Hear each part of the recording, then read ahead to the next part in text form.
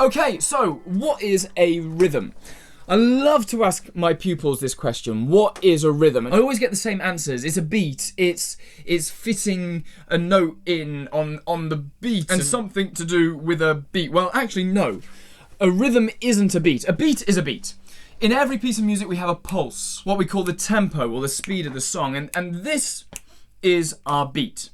The beat doesn't change. If it does change, then it changes to a new speed and then it will stay at that new speed. A beat is a constant. That's how I like to define it. If you think about yourself, you have a beat. You have a built-in metronome. Your heartbeat is constantly there. It's always beating away. Now, sometimes it might be fast and sometimes it might be slow, but it's always there. It's always constant. It's always present. The pulse of our music, the beat of our music, the tempo, the speed of our music is always there, and that is what we call the beat. So a rhythm is different. A rhythm is directly affected by the beat. If we have a fast beat, then the rhythm will be faster. But if we have a slow beat, if we have a slow tempo, then the rhythm will be slower. So what is a rhythm? Well, I like to say that a rhythm is a pattern of short and long. A rhythm is a pattern of short and long. And there I'm playing a rhythm straight away. Is how long or how short we play each one of our notes or each one of our chords when we're playing our music. Now, the most famous rhythm ever is... Most famous rhythm ever. And if I said to you... I'm hoping that you just went... and claps along there, and it's one of those ones that everyone seems to know. The shave and a haircut, everyone knows that rhythm. So a rhythm is a pattern of short and long, and in this lesson I'm going to introduce you to the main rhythms that we're going to find in music. I'm going to tell you how to play them, how we count them, and how they work, how they fit in with our beat. We've already played chords for 4 beats where we count through the bar or the measure of the music. 1, 2, 3, 4, 1, 2, 3, 4. Now that is our longest common rhythmic value. It's called a semi-breve or a whole note. It lasts for 4 beats, and if I'm counting my beat as 1, 2, 3, 4, I play my semi-breve, I hold it for 4 beats, my whole note is 1, 2, 3, 4, 1, 2, 3, 4, 1, 2, 3, 4. Now, if we were to look at the musical symbol for a semi-breve, it would look like this. And you can see here that we've just got a circle. So our semi-breve is just a circle. It means that we hold the note for 4 beats. So as we're playing, if you try it with me, playing middle C, let's just play middle C, and we're going to count. We get 1, here's a tempo, 2, 3, ready, and we play 1, 2, 3, 4, and again 1, 2, 3, 4, and there we are playing semi-breves. If we want to halve our semi-breve and play a 2-beat note, then what we're going to do is we're going to add a stem onto our circle. This is what we call a minim or a half note. And a minim would last 2 beats. So as I'm playing here, I get 1, 2, 3, 4. Minim, 2, minim, 2, 1, 2, 1, 2, 1, 2, 3, 4. So you can hear there that the minim is twice as fast as our semi-breve. Our half note is half of a whole note. So if I'm doing a whole note or a semi-breve in this hand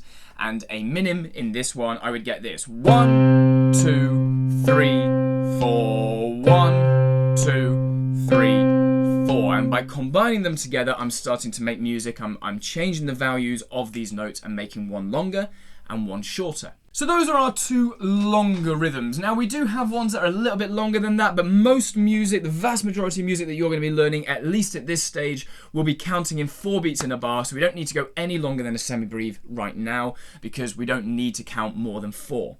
If we wanted to go to an individual beat, now this is the one that I can forgive people for saying that a rhythm is like a beat.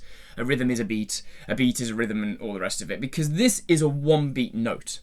It's called a crotchet or a quarter note. And a crotchet plays on every beat of the bar. We get 1, 2, 3, 4 on each one of those beats. 1, 2, 3, 4. Crotchet goes like this. 1, 2, 3, 4. That's a crotchet. Now, with my younger pupils, I like to call crotchets walking notes. And actually, for anyone, even if you're older, it works really nicely. Try to assign a physical thing to these. A walking crotchet, it walks, it marches like a soldier, and it's on that beat. If my beat's coming down, 1, 2, try it with me. Ready? We get a walking crotchet. 1, 2, 3, 4. 1, 2, 3, 4. 1, 2, 3, and there we can move our feet in time. We're walking like a soldier. So our crotchet beat is a 1-beat note, our minim is a 2-beat note, and our semi-breve is a 4-beat note. Now we can also assign a physical movement to our minim and our semi-breve. I call minims striding notes. Striding minim, striding minim. And a semi-breve, and this is great fun for little ones, they love the semi-breve, is a big giant step, 3, 4, and it's a big movement, 3, 4. You get them moving their legs all out. 4, 1, 2, 3, 4, 1, 2, and so on. They absolutely love it. Now, for the musical symbol of a crotchet, a quarter note, we're going to just fill in the tummy of our minim. So we started off with just a circle for our semi-breve, our 4-beat note, and then we added a stem that halves it. That makes it a minim or a 2-beat note, and now we're going to fill in the tummy, and that now makes it a crotchet, a 1-beat note, a quarter note. There are 4 of them within a bar, 1, 2, 3, 4. They take up a quarter of a bar each. So in some countries, it's called a quarter note. Here in England, we call it a crotchet, we call it a minim, and we call it a semi-breve. Now this is pretty much the full symbol of any of our rhythms. After that, we're going to start adding little tails to the stem. Each little stem that we're going to add is going to half whatever was there before. So we have a 1-beat note. If we add a little flag, a little stem off the top, that's going to make a half-beat note, which is called a quaver or an 8th note. They take up an 1/8 of a bar each, so we can call them 8th notes. But again, here in England, we call them quavers. And when we're playing a quaver, we're going to be playing 2 notes to every beat. So if my beat is 1, 2, 3, 4, my quaver will fit in 2 to each one. That's a quaver, half a beat. Now we can think of quavers as jogging beats. Jogging, quaver, jogging, quaver. That would be the physical way of moving on them. They're half of a walk, so we're going to jog. We're splitting our crotchets in half. Now, the way that we count them is 1 and 2 and 3 and 4 and. So we're taking our main beats of the bar, 1, 2, 3 and 4. And then we're going to add in an and beat, a new subdivision between my 1 and my 2, so that I can count the main beats of the bar, 1, 2, 3, 4, but not get confused as I want to count those quavers as well. Jogging, quaver, 1 and 2, and 1 and 2, and 3 and 4, and jogging, quaver, walking, crotchet, walking, crotchet, minim 2, stride, stride, and a giant semi-breve, 1, 2, 3, 4. So these are the most common rhythms that you're going to find in music. When we take a quaver or anything faster than a quaver, and we're going to talk about the next rhythm that comes after a quaver as well. But anytime we take something that's faster than a crotchet, what we want to try and do is group it into crotchets. Because the vast majority of the time we are counting in crotchets, we want to be able to see those 4 crotchet beats on the music. When we have a single quaver by itself, it has a single flag that comes off of its stem. If it's the other way around, then the stem would actually come up this way. The little flag would come up this side instead. But when we have 2 quavers that are coming after each other, dun, dun, dun, dun, for example, then what we're going to do is we're going to join them up. So we have our 2 quavers and their stems, but along the top now, the flags join together. And it would be the same if we flipped it around and we had it upside down, and the flags would join together at the bottom, and we'd have the note heads at the top. This means that I have a half and a half. A half and a half makes a whole, and I can see where my crotchet beats are. If I had 8 quavers within a bar, I can see 1, 2, 3, 4 individual sets of crotchets by joining my quavers together. So whenever you see 2 quavers in music, they will join up, they'll join hands. That's what I say to younger pupils. They join hands and they jog together, and that makes a crotchet. We're trying to find the main beat within our music so it's easier to count, and like I say, the vast majority of the time we are counting in crotchets, specifically 4 crotchet beats in a bar. Now, if we wanted to go faster than a quaver, we would go from a jog to a run. So we're going from half a crotchet beat to a quarter of a crotchet beat, and it's what we call a semi-quaver or a 16th note. All we're going to do with our musical symbol is add another little flag, another little stem off of the main stem of our note. And if we had two or more, they would group together with 2 lines across the top or 2 lines across the bottom, depending on which way the notes are sitting. Most of the time, when we're grouping semi-quavers or 16th notes, we're going to group them in 4s. So we've got 4 quarters joined together to make one crotchet beat. Again, we're trying to find our crotchet. So I have 4, 4, 4 and 4 going across, finding my crotchet beats 1, 2, 3, 4 along my music. When we're counting our semi-quavers, when we're counting our 16th notes, we need to be fitting 4 of them into our crotchet. So if my beat was 1, 2, 3, 4, I'd get 1, 2, 3, 4, 1, 2, 3, 4, 1, 2, 3, 4, 1, 2, 3, 4. Can you hear there how I'm getting ba ba ba ba bam? 1, 2, 3, 4, 1, 2, 3, 4. Now there are 2 ways that you can be counting this. The most popular way, the way that most people count it, is 1E and a 2E and a 3E and a 4E and a. That way we're keeping the 1 and the and beat in the same place. 1E and a. That's my quaver beat, my 8th beat. 1 and 2 and 1E and. So I'm subdividing my quaver beat again in half so I can get these quarters instead of just the halves. So 1E and a, 2E and a, 3E and a, 4E and a. The other way of counting it is 1 and then a. Now the only problem with 1 and then a is that you're moving the and beat from the middle of the quaver beat to the second semi-quaver, so it's not in the same place. If you're going 1 and then a, 2 and then a, 3 and 4 and 1 and then a, 2 and then a, 3 and 4 and. There I'm moving between semi-quavers and quavers. When I'm doing 1E and a 2E, the and is always in the same place as well. So 1E and a 2E and a 3 and 4 and 1E and a 2E and a 3 and 4 and. So it's up to you which way makes most sense for you when you're looking at these rhythms. Do you like 1E and a 2E, or do you like 1 and then a 2 and then a? There's no real perfect way of doing it. It doesn't really matter which way you count it. What I don't want you doing is going 1, 2, 3, 4, 1, 2, 3, 4, because then you're losing the main beat to the bar. We need that 1, 2, 3, 4 to always be present so we can feel that pulse, that tempo. 1, 2, 3, 4, 1, 2, 3, 4, 1, 2, 3, 4, 1, 2, 3, 4, 1, 2, 3, 4. What beat am I on? I don't know anymore because I've stopped counting the proper beats. So by going 1E and a 2E and a 3E and a 4E and a, I can still feel, I still can count my main beats of the bar, the 1, 2, 3, 4, the crotchets that all music is going to be centered around and holds it in place, that tempo that we're counting in crotchet beats. So those are our most common rhythms. We have our semi-breve, our 4-beat note, also known as a whole note, our minim, where we're going to add a stem on, and if we flipped it around the other way, the stem would come down on the left-hand side. If it's going up, the stem always comes on the right-hand side. When we fill that tummy in, we take our minim, our half note, and we turn it into a crotchet or a quarter note, and that's a full circle with a stem, and again the stem can come down on the left or up on the right.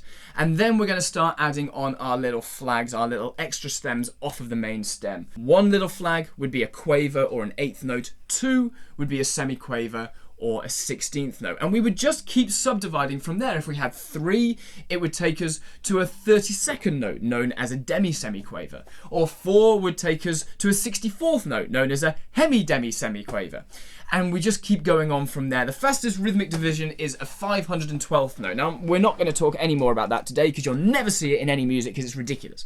But it's just to draw to your attention that we can have a hemi-demi-semi-hemi-demi-semi-quaver, which is a very, very fast note. Now, the thing is, with all of these rhythms, they are relative to the tempo. If I've got a very slow tempo, then my rhythms are going to be slower because the speed of the piece, the tempo, is slower. If I've got a very fast tempo, then my rhythms are going to be really fast because they're going to be matching the tempo of the song. So it's really important that we know our speed, we know our tempo before we start playing, and it's one thing that is absolutely imperative when you start playing a piece, especially if you're doing a piece of sight reading. Say if you were taking a piano exam and you had to do some sight reading in the exam, or if you were just playing a piece in a concert or just trying a piece out, that you think about the speed that you're playing it at before you start playing. If you imagine an orchestra, the conductor of the orchestra will stand there with his baton and he'll go 1, 2, 3, 4, and he'll bring the orchestra in. If we were in a rock band, the drummer would click his sticks, 1, 2, 3, 4, and everyone starts together. Now, there's two reasons why they do that. First of all, so everyone starts together on the one, and it's not just go, and no one knows what's going on. But the most important reason why they do that is it establishes our beat. It counts in the tempo that we're going to be playing that piece at, or that song at, and the vast majority of time, especially with popular music or rock music, we are staying at the same tempo all the way through. Classical music, we play around with the tempo a little bit more maybe, but for the vast majority of pop music, we're going to stay at a single speed all the way through. There might be a little bit of give and take, but most of the time we're on that same speed all the way through the song. So I want to try a little game with you right now. We're going to go through each of those rhythms. We're just going to play middle C or a G or an E, or it doesn't really matter what note, but middle C is what I'm going to play.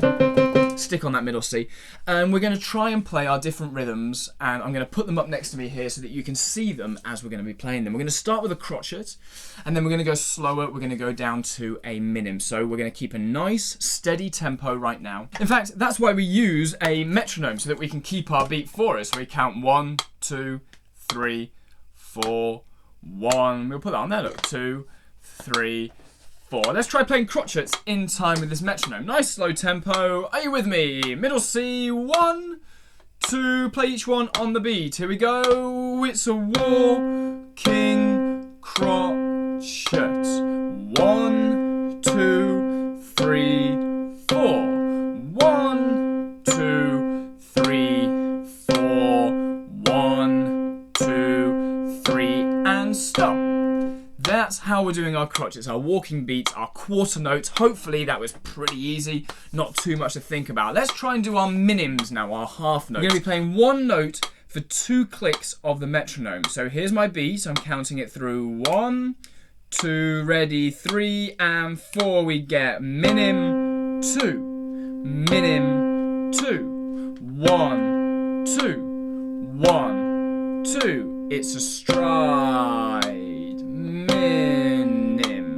Minim, 2, minim. And if we held it for 4, it'd be a semi-breve. 2, 3, 4. We hold it down all the way through. 2, 3, and again we get a 1, 2. Hold it down. That's your whole note, your semi-breve. Okay, we'll just pause that for a sec there. So those are our longer rhythms. A rhythm is a pattern of short and long. Those are our longer ones, the ones that take a little bit more time. So let's try our quavers, our 8th notes, and our semi-quavers, the 16th notes. I'm not going to change the tempo. We're going to keep the metronome clicking away, and we're going to try and fit them in with this. Let's start with our crotchets again. So we just got 4 crotchets in our bar, and then we're going to move to quavers and to semi-quavers, where we're going to be playing 4, and we can be counting it as 1E and a 2E, or 1 and then a, depending on what you prefer. So 1, 2, crotchets to begin with, in time with a click. So we get 1, 2, 3, 4, and try to hold it right until the next click. Don't be going ba, ba, like this. Hold it down. It's a walking crotchet. And 1, 2. Okay, ready? We're going to move to our quavers. We're going to do 2, 1, and 2, and 3, and 4. And we're splitting this beat right down the middle.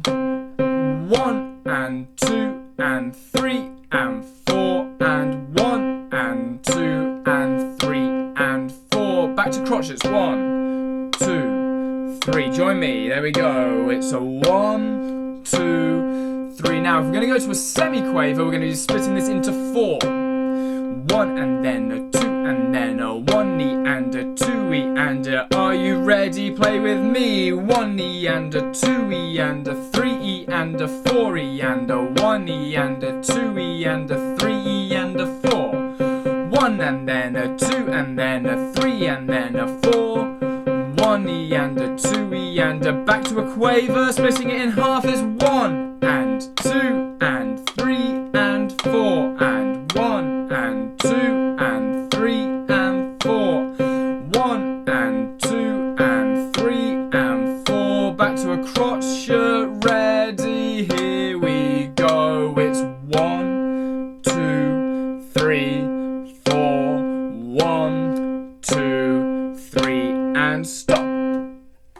we go.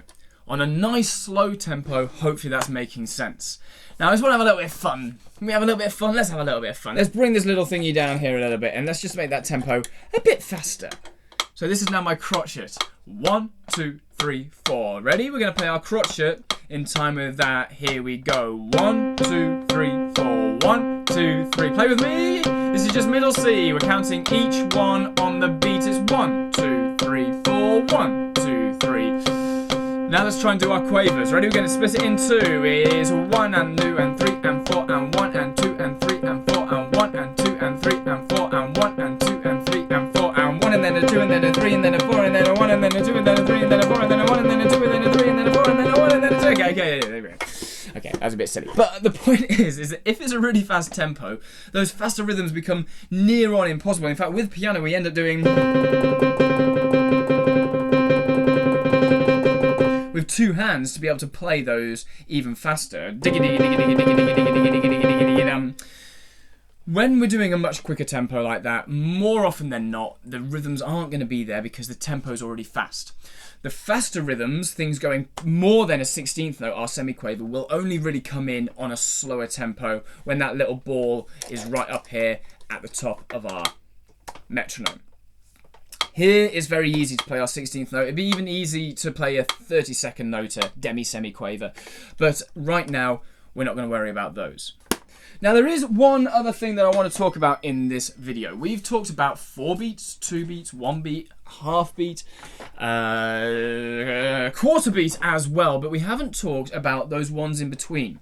What if we wanted to play a note for 3 beats? What if we wanted to play a note for 1.5 beats? What if we wanted to play a note for 3/4 of a beat, not half a beat? Well, this is where we can introduce dots. When we add a dot to a note, it adds on half the length of the rhythm that's written. So if I had a minim, which is normally a 2-beat note, a half note, 2-beat note, and I put a dot next to it, I think to myself, right, what's half of 2? Well, that's 1.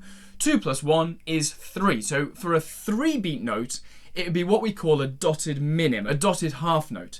This would be my 3-beat note. 1, 2, 3, 4, 1, 2, 3, 4, 1. And this is a way that we can start to bring in those extra values. We have 4 beats on our semi-breve, 3 beats on our dotted minim, 2 beats on our normal minim, our normal half note, and then 1 beat would be our crotchet. A 1.5 beat note would be a dotted crotchet. I take my normal crotchet, which is a 1 beat, I add a dot onto it, so half of 1 is a half, 1 plus a half is 1.5. So I would count that as 1, 2, 3, 4, 1, 2, 3, 4. Because it would make 3, I still need to have a normal single crotchet on that 4th beat there. If we subdivide that into quavers, it makes more sense. 1 and 2 and 3 and 4 and 1 and 2 and 3 and 4 and there I'm getting my 1.5 beats, and it gives it that kind of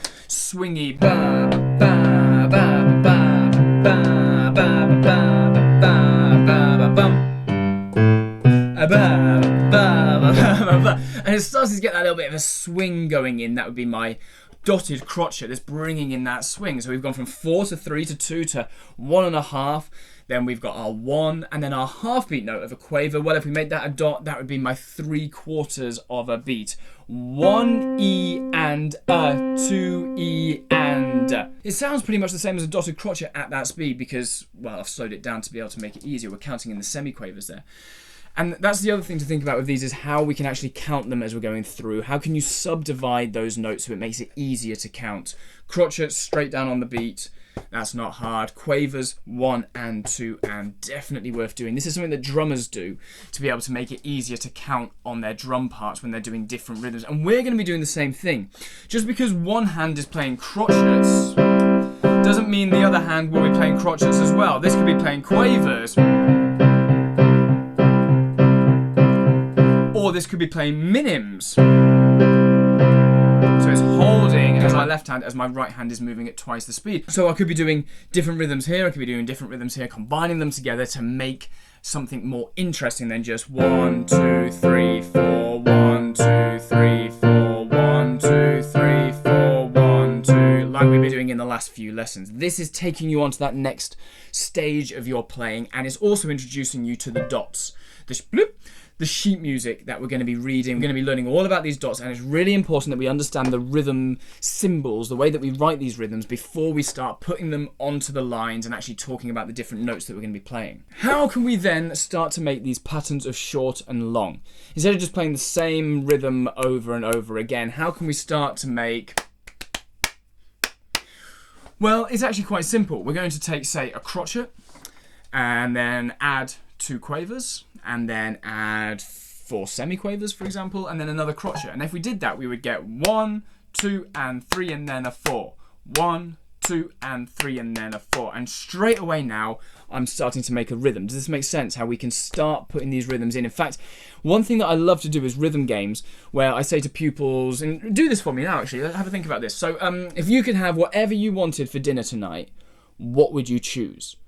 If you could have any food in the world, would it be, I don't know, pizza or burger and chips, or maybe it's going to be a lovely salad, or maybe you fancy a barbecue, or what would you have if you could have the perfect dinner? For me, a perfect dinner is a proper Yorkshire roast. A Yorkshire roast for me is the absolute perfect. So if I was saying Yorkshire roast, that would be quavers and a crotchet. Can you hear it? Jogging walk. 1 and 2, 3 and 4. And whatever you've chosen right now, it doesn't matter what it is. Say it's burger, cheeseburger. So cheeseburger.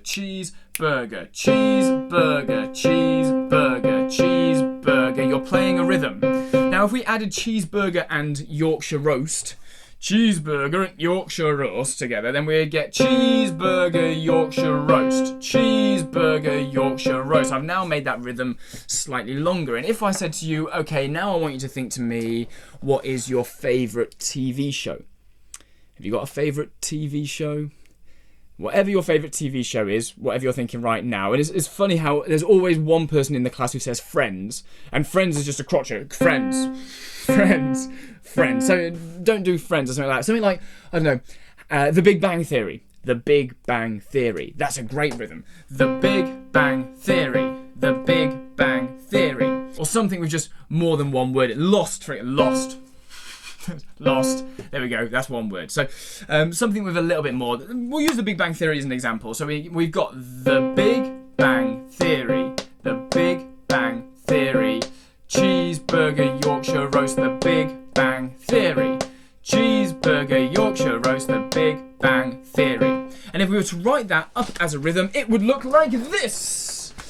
And that is cheeseburger, Yorkshire roast. The Big Bang Theory, written as a rhythm pattern that you could start playing, and you could do exactly the same thing with whatever you thought about right now. And let me know what you thought about it in the comments. I'll be very interested to know what is your favourite food and your favourite TV show, and you can do this with your favourite colour or even just your name. My name's Bertie Webb, so Bertie Webb. There we go. That's jogging walk. It's the same as Yorkshire roast. I'm very boring, aren't I? Yorkshire roast and Bertie Webb, exactly the same thing. And if I was being honest, I'd probably say Friends as well as my favourite. Friends, Yorkshire roast, Bertie Webb, Friends. Now these rhythm games are great to start making different rhythms, different patterns of short and long, and just playing them on your keyboard. We could say to ourselves, what? We did Shotgun, didn't we? George Ezra, Shotgun. So the chord sequence, that was F, B flat, D, C. And if I was using that as my chord sequence and I wanted to think of my rhythm pattern and I did cheeseburger, then cheeseburger, cheeseburger, cheeseburger, cheeseburger, cheeseburger, cheeseburger, cheeseburger, cheeseburger. And I can start messing around with that if I wanted to think of myself, homegrown alligator, oh, cheeseburger, ba ba ba. Splitting it between my hands, left, right, left. Together. Left, right, left, left. Left, right, left, left. Left, right, left, together. Left, right, left, together. Left, right, left, together. Right, left, right.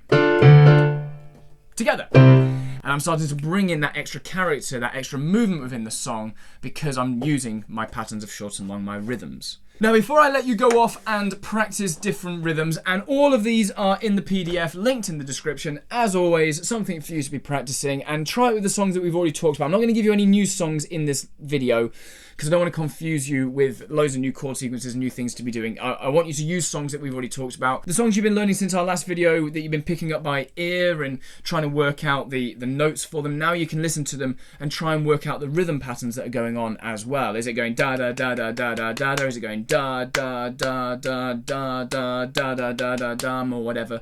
Try to listen to those rhythms and play them at the same time as the chords that you've already worked out. But there's something that's just as important as any note in music. To be able to make music, to be able to make organised sound, we need pitch. That's what we've been talking about with our chords. We need our patterns of short and long. We need our rhythms. But we also need the gaps between them, the silence between the notes. And Mozart once said something along the lines of, music is in the silence. Music is in the gaps between the notes, or something along these lines. And it's really important that you're taking gaps, you're splitting up your rhythms by fitting in what we call rests. Now, every single rhythm that we've talked about today also has a symbol for its equivalent silence, its rest, for the same length. So if I had a crotchet and it was a 1-beat note, then a crotchet rest looks like this sort of squiggly thing. That would also be a silent beat. So we would play 1, 2, 3, 4, 1, 2, 3, 4. We don't play when we see the crotchet rest. In the same way that with a minim 2, we would have our normal minim 2 note that we need to play that rhythm. But if we needed it to be a rest, then it would sit on a line. So a minim rest sits on a line, whereas a semi-breve would hang from a line. And I always remember my music teacher saying to me that semi-breves are clever. They hold longer. They hang from the line because they're cleverer than a minim. And somehow that stuck with me. I always look at because they're very similar. I always look at them and think to myself, well, that one's hanging from the line, so it's cleverer than the other one. The other one's lazy, it's sat on the line, so it's a 2-beat. Whereas the clever one that's hanging is a 4-beat, and there we go. That's how I remembered my semi-breves and minims. But the thing to remember is that they are holding for the same length as their rhythmic division. So a minim would be 1, 2, sh, sh, 1, 2, sh, sh. A semi-breve would be 1, 2, 3, 4, sh. And these would be our silent rhythms, which are just as important as any other note. Make sure you're taking your rests in music, and that's what we call it when we don't play. It's called a rest. Quavers, semi-quavers, demi-semi-quavers, anything that goes shorter than a crotchet will always have this little sort of flaggy thing as their rest. When we want to subdivide them, we're going to do exactly the same thing as we do with the normal notes. With our quaver, we have one little flag coming off. With our quaver rest, we have one flag on the side. When we want to split our quaver in half and make it a semi-quaver, a 16th note, we have 2 lines, and the 16th rest, the semi-quaver rest, has 2 little stems on its rest as well. If we wanted to go faster than that and go to a 32nd note, a demi-semi-quaver, we would have 3 flags coming off of our stem, and we would have the same thing with our rest. So each one of them, whenever we go faster than a crotchet, if we're going to play quicker than a crotchet, we're always subdividing by however many lines are on the side of the stem. 1, we split it in half. 2, we split it into quarters. 3, we split it into eighths. 4, we split it into 16ths, and so on. And that would be our rests for our rhythms as well. They're just as important as any note, and it's really important that you're taking your rests when you see them in your music. So all of this is written up in the PDF down in the description. Get yourself a copy of that and you can see all these rhythms. And I've actually written out a few little fun rhythm patterns for you to try on your piano, just using middle C or making a C major chord if you want. And I've also put in a couple where you're playing different rhythms in your right hand and your left hand, just to start introducing the idea of doing different things in your hands as you're playing. So there we go. Those are musical rhythms, the most common musical rhythms that you're going to find. There are others, like I say, and the dots as well. If we wanted to have a dotted rest, so a 3-beat rest, for example, for a dotted minim, then we do exactly the same thing as we do with the normal note. We just put the dot after the rest, and then that means I've got 2 plus 1 in exactly the same way as if I had the normal note written with a dot. So dots just do exactly the same thing, whether it's a normal note or a rest. They work the same all the time. So that is everything you need to know about rhythms. Remember, a rhythm is a pattern of short and long. It's the way that we're playing our music, whether we're going to go the way that we're playing our music or music. And they directly relate to the tempo, the beat of the song. A rhythm isn't a beat. A rhythm is a pattern of short and long. The beat is the beat. And I hope that makes sense. I hope you followed me with this. Like I say, all of this is in the PDF down below. The thing to remember is you need to be counting the beats. And those are what the big lines in the PDF are representing. The 1, 2, 3, 4. Those are our main beats. If you're counting those and then counting in your quavers against it or your minims against it or whatever, hopefully that's going to make sense and you're going to be able to start playing all these different rhythms, combining them together and starting to make your music a little bit more interesting. Before our next lesson, make sure you give some of the songs we've already talked about a bit of a practice. Try it now with new rhythms and trying to play the two hands against each other, make it a little bit more interesting for yourself. This will be really important as we get our teeth stuck into proper sheet music and all the dots. So try to get a bit of a head start on yourself. Make sure you're comfortable with these rhythms, that you're comfortable with how the chords are working. Give them a practice, and as always, if you're struggling with anything, let me know down in the comments or head over to the Facebook group, Your Music Questions Answered by Bertie. Hopefully you're a member of that already. If you're not, get over there, get involved. It's a great group to be in. There's a link to that in the description. There you can upload videos, photos, ask me anything you want, and I can give you personalized feedback on what you're doing on your piano.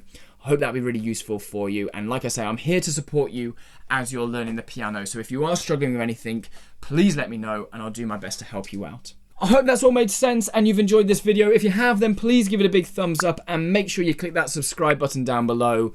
Go off, have a practice, get that PDF downloaded, and I look forward to seeing you for lesson 6 when you're ready.